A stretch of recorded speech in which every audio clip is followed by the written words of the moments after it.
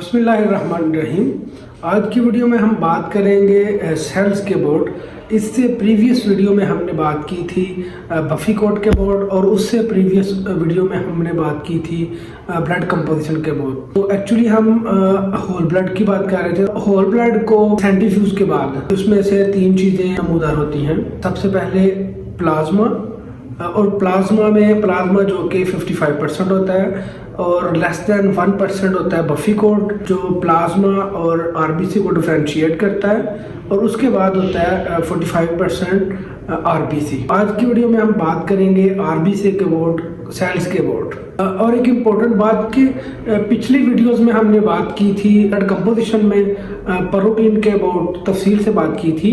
और अगर आपने प्रोटीन के बोर्ड जानना हो, डब्ल्यूबीसी के बोर्ड जानना हो, प्लाज्मा कंपोजिशन के बोर्ड जानना हो, बफी कोड के बोर्ड जानना हो, तो लिंक डिस्क्रिप्शन में मौजूद है, आप विजिट कर सकते हैं।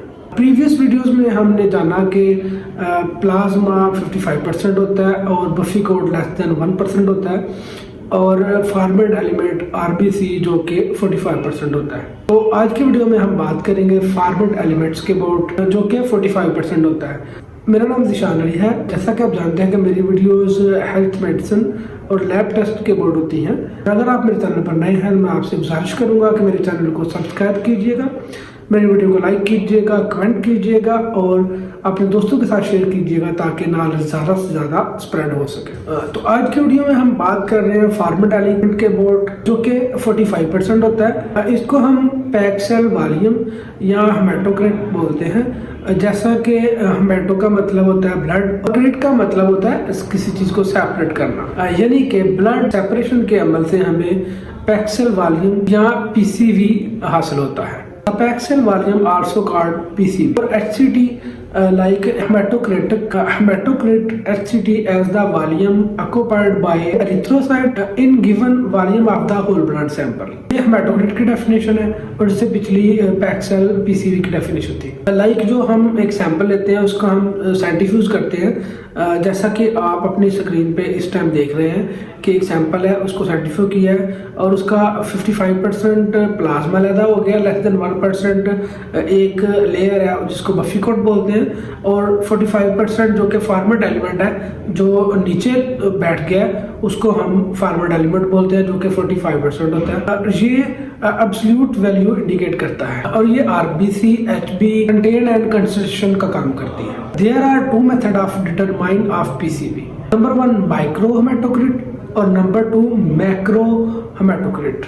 तो माइक्रो हेमेटोक्रिट की बात करें तो इसमें HCT usually determined by used small capillary blood and filled blood centrifuge. इसको डिटरमाइन करने के लिए हम एक कैपिलरी ट्यूब लेंगे या हम एक ईडीटी वाली ट्यूब लेंगे। अगर हमने स्किन पंक्चर करनी हो तो हेपरनाइज कैपिलरी ट्यूब लेंगे और जिससे हम कहीं से भी पंक्चर करके प्रिकर के साथ हम उसमें ब्लड ले सकते हैं। और अगर हम ईडीटी वाली ट्यूब लेंगे तो उससे हम वेन से ब्लड लेना होगा। हम थोड़ा सा प्रोसीजर की बात करें तो प्रोसीजर में filled two capillary tube with blood EDT और हेपरनाइज ट्यूब। हमने कम से कम 2 ट्यूब लेनी है और उसको सेंट्रीफ्यूज में बिल्कुल आमने सामने रख देना ताकि उसका बैलेंस बरकरार रहे। और बाद में इस ट्रे में कैपिलरी ट्यूब को सैलेंट को उठाकर रख देना है। हाँ, हमने सैलेंट जिस साइड पे लगाया है वो साइड सेंट्रीफ्यूज के आउटसाइड होनी चाहिए। सेंट्रीफ्यूज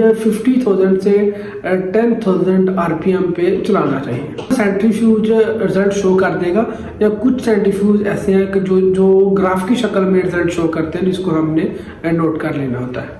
हम बात कर रहे थे माइक्रो हेमेटोक्रिट और अब बात करते हैं माइक्रो हेमेटोक्रिट की। In this method, PCV determined by uses Windra tube, which can also be used for ESR। इसके लिए जो ट्यूब इस्तेमाल होती है उसको विंड्रा ट्यूब कहते हैं, जो कि PCV और ESR के लिए इस्तेमाल होती है। इसके लिए ज़रूरी होता है ईडीटीए वाला ब्लड, और इससे पीसीवी और ESR मेजर होते हैं। और इस ट्यूब में एक साइड 0 से 10 है और दूसरी साइड से अगर हम इसको रीड करें तो 10 से 0 है, और 0 से 10 हम इसमें ESR रीड करते हैं, और 10 से 0 को रीड करें तो हम इसमें पीसीवी रीड करते हैं। ये बात नशीन रख लेनी चाहिए। अगर 0 से हम यूज़ करेंगे तो उसको ESR, और अगर हम 10 से यूज़ करेंगे तो वो PCV हम इससे मेजर करते हैं। ट्यूब फिल करते हुए इस बात का ध्यान होना चाहिए, इस बात को यकीनी बनाना चाहिए कि इस ट्यूब में कोई एयर बबल मौजूद ना हो, और फिर हम इसकी रीडिंग नोट कर लेंगे। आई थिंक आपको माइक्रो और मैक्रो हेमाटोक्रिट की आपको समझ आ गई होगी।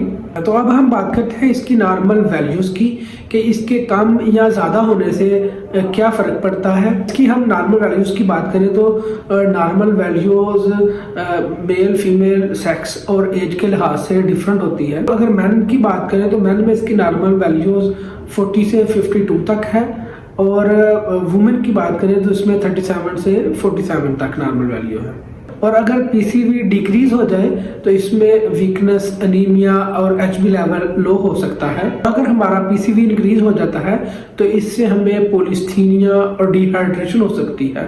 इससे मजीद पानी की कमी भी हो सकती है। इसमें हार्ट और किडनी की डिजीज भी होने का खदशा हो सकता है। सबसे ज़्यादा इम्पोर्टेंट बात कि जब हम सेंट्रीफ्यूज मशीन को यूज़ करते हैं तो उसकी टाइम और उसकी RMP जो स्पीड होती है उसका ख़ास तौर पर ध्यान रखना चाहिए। और ये हर टेस्ट में, कोई भी टेस्ट हम करें जिसमें सेंट्रीफ्यूज मशीन यूज़ होती है तो वो हमें पता होना चाहिए कि उसकी कितने RMP पे हमने उसकी स्पीड रखनी है और कितने मिनट हमने उसको सेंट्रीफ्यूज करना है। लास्ट में मैं आपसे गुजारिश करूंगा कि अगर आप मेरे चैनल पर नए हैं, मेरे चैनल को सब्सक्राइब कीजिएगा, मेरी वीडियो को लाइक कीजिएगा, कमेंट कीजिएगा, अपने दोस्तों के साथ शेयर कीजिएगा ताकि नॉलेज ज़्यादा से ज़्यादा स्प्रेड हो सके। दुआ में याद रखिएगा, अपना ख्याल रखिएगा, अपने प्यारों का ख्याल रखिएगा। अल्लाह हाफिज़।